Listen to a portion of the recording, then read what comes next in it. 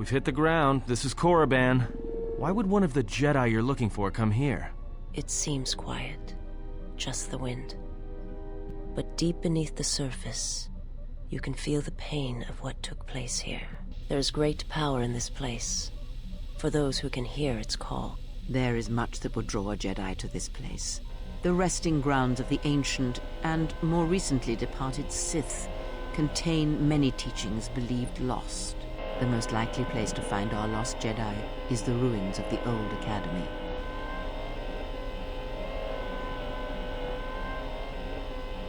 It was said that Revan intended to return to Korriban to subdue any potential Sith insurgents, but Revan disappeared. It took a year or two for the Republic to send a force here to deal with any Sith that may have remained. They found Korriban much as we have, barren and lifeless. It was assumed that the remnants of the Sith turned on each other, vying for what little power remained. The Republic found evidence that several Sith lords escaped Korriban, fleeing to remote sections of the galaxy.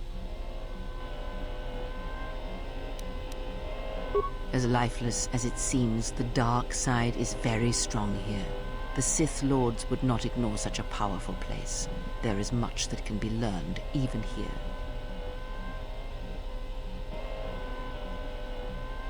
It was said that Revan intended to return to Korriban to subdue any... But Revan disappeared. It took a year or two for They found Korriban much as we have. The Republic found...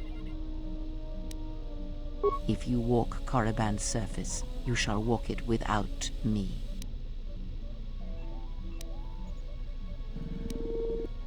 I will remain here and meditate. Our link remains. I shall contact you and provide guidance when needed. The Academy is on the other side of this valley. Be careful. Dark energy fills these ruins, and even the fallen Sith live still.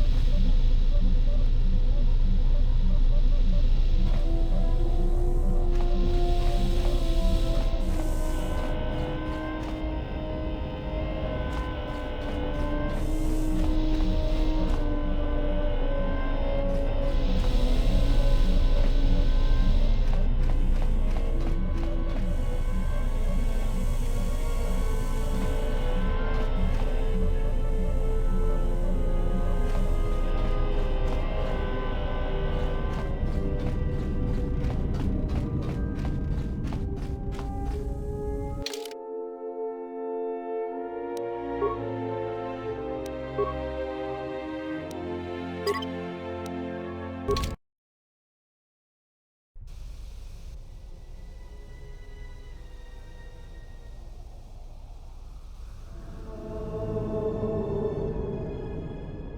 structures you see around you are the plundered tombs of the ancient Sith Lords.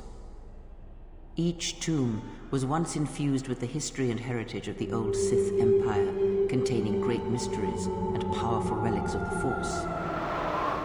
However, even the many traps could not long hold back the curious, the fools, and the weak. And so these tombs fell, spilling their secrets into the hands of those unable to comprehend or preserve them.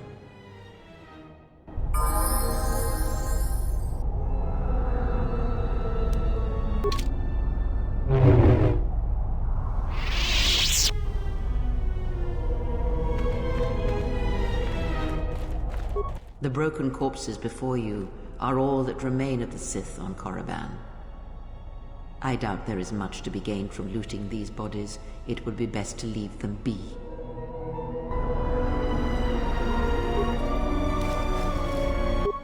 Fool! You've disturbed the spirits of this place, and they have sent their guardians.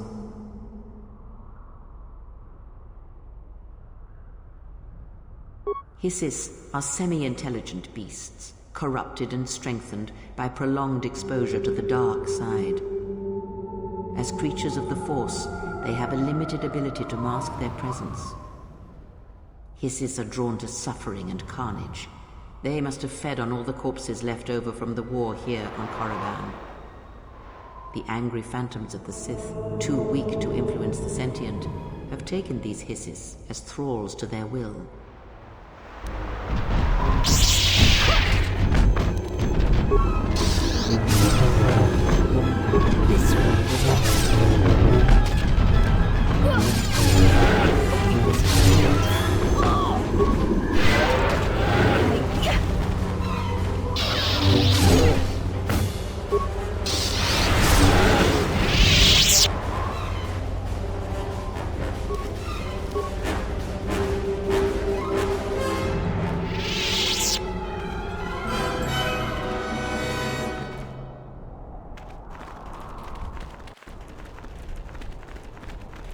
Before you is the tomb of the great Sith Lord, Marka Ragnos, a half-breed who possessed tremendous strength, both physically and in the Force.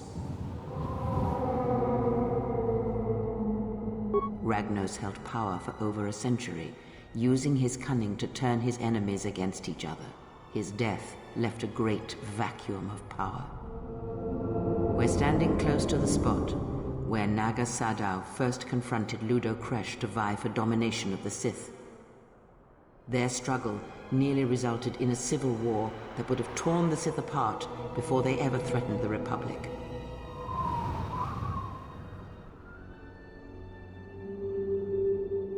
Yes, it is the way of the Sith.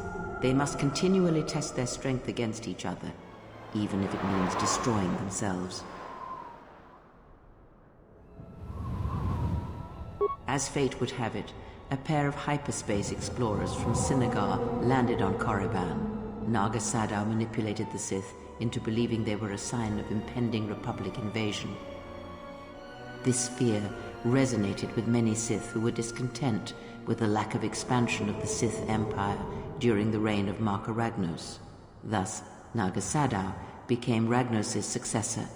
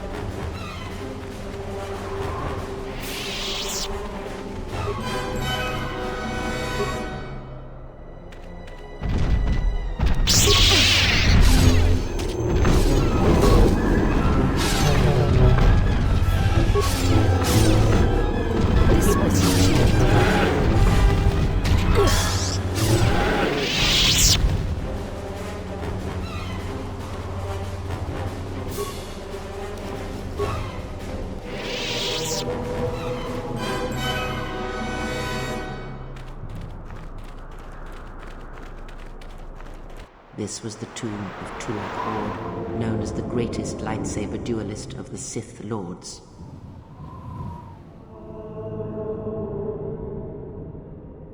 His skill was considered remarkable even in his time, when many true lightsaber masters lived.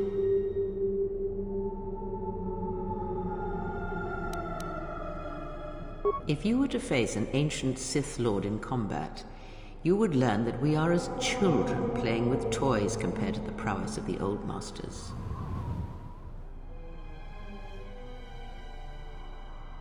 That is unknown, but supposedly he created a holocron to teach his technique to other Sith. The holocron would have been laid to rest in his tomb. Unfortunately, Tulak Hord's tomb was among the first penetrated by the grave robbers of the new Sith Order. If the holocron has survived, I doubt anyone living would know its location.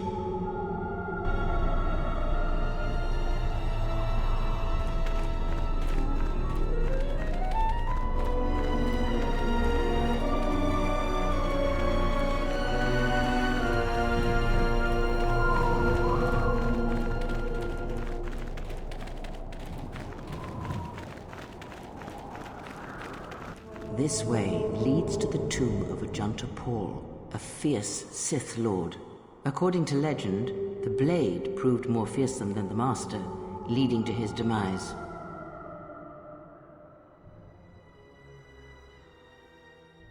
Ajanta's dark spectre lived on through the centuries until Revan entered the Sith Lord's tomb in search of the blade. Revan calmed the angry ghost of Ajanta Paul and showed him the path back to the light.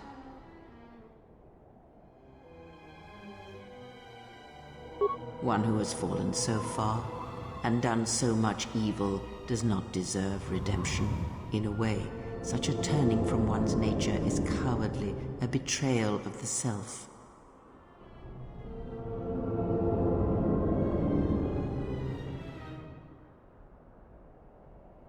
Perhaps, but redemption is a form of spiritual collapse, a fall few recover from. Unknown. Some have suggested that the blade led to Revan's demise, as it did Ajanta Paul. That is only speculation, however. Where Revan wanders now is knowledge that only Revan holds.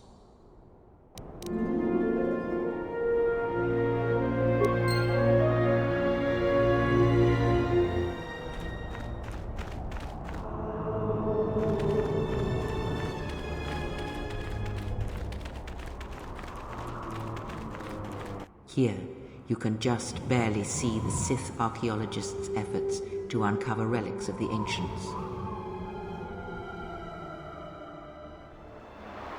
The new Sith Order sought to progress quickly by finding objects of power. I can only imagine what was lost forever due to the carelessness of these excavators. Now the excavation has been almost completely undone by 5 years of wind and sand. So does Korriban protect its secrets.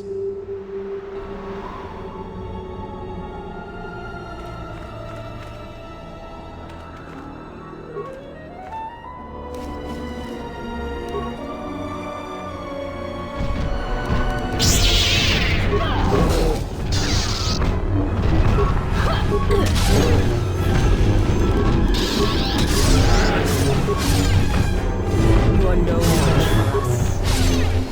A weakness is revealed.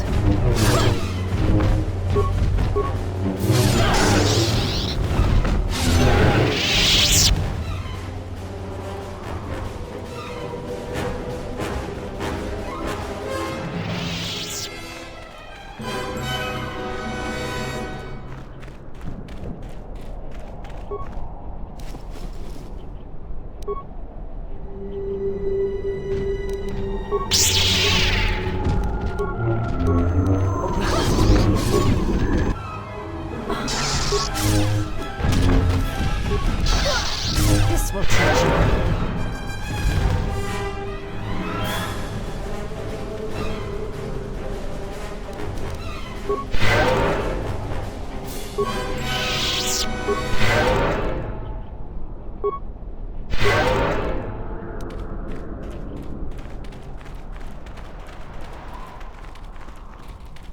Listen. The wind from the cave tells of great power within, recently awakened. That cave, it almost has a presence about it. Evil. Almost hungry. There is great power and dark energy within this cave. I would advise you to finish your explorations within the Academy before venturing into the cave.